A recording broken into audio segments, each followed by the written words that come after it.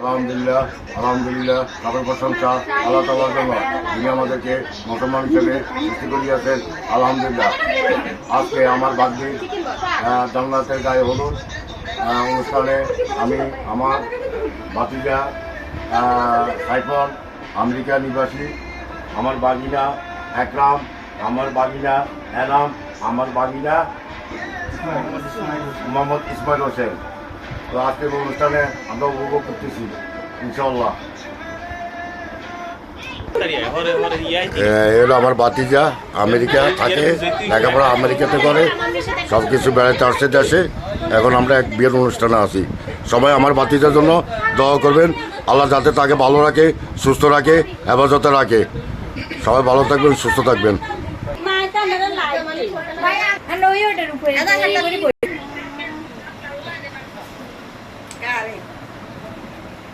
হাত